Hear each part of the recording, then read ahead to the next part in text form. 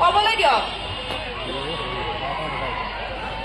জন্তুৱেহে হাল্লা কৰে বেছিকে, আমিতো মানুহ হয়, আমি মানুহ হয়, আমি মানুহ, আমি শান্তিভাৱে থাকিব লাগিব। সেইখিনি হলেহে আমি এজন মানুহ। আমি সকলোৱে মানুহ, সকলো মানুহ। আমি এজন মানুহ হবলৈ হলে ভাল ব্যৱহাৰ হব লাগিব, সেইখিনিয়ে। মই একো আপোনালোকক বেয়া ব্যৱহাৰ কৰা নাই, এইটো সত্য কথা। মই বেয়া ব্যৱহাৰ কেলে কৰিম? আপোনালোকক ভাল পাওঁ মই, আপোনালোকক ভাল পাওঁ। তো সেইটো কাৰণে আহিছো মই ইয়ালে, সেইটো কাৰণে আহিছো। মই কাকো বেয়া ব্যৱহাৰ কৰা নাই ইয়াতে। এইফালৰ পৰা বেয়া ইংগিত আহিছে, এইফালে সকলোৱে এনজয় কৰি আছে।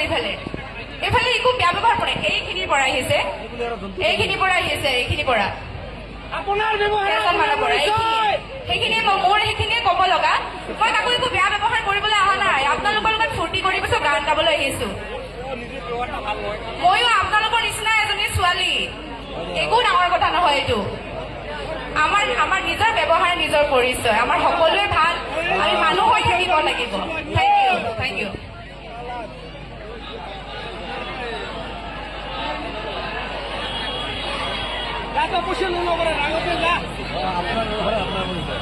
কালকে ৭০,০০০ আমি খাম।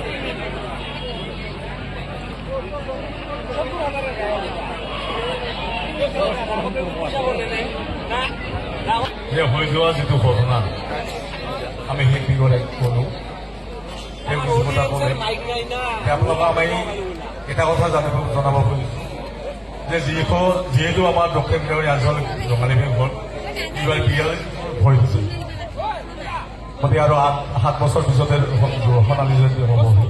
গতিকে আমি শিল্পী ইজন আহিম আৰু আহিব, আমাৰ অনুষ্ঠানটো চলিব। সেইকাৰণে মই আপোনালোকক বিনম্ৰভাৱে অনুৰোধ জনাইছো, কমিটিৰ তৰফৰ পৰা এক মিনিট ৰ'ব, এতিয়া কবি যে আমি সমিতিয়ে যিহেতু মাতিছো, যে সমিতিৰ তৰফৰ পৰা আমি আপোনালোকক ৰাইজৰ ওচৰত ক্ষমা খুজিছো, হ'বনে? সমিতিৰ পৰাই আমি ইমান যে বৃহত্তৰ বৃহৎ ৰাইজৰ ওচৰত যিহেতু আমাৰ অনুষ্ঠান আগন্তুক দিনত চলাব লাগিব, গতিকে আপোনালোকৰ ওচৰত আমি ক্ষমা খুজিছো, হ'বনে? গতিকে আৰু আপোনালোকক ঘোষণা কৰা হওক, আমি এইজন শিল্পী ভৱিষ্যতে দক্ষিণ বিহাৰী আঞ্চলিক বিহু নামাতো।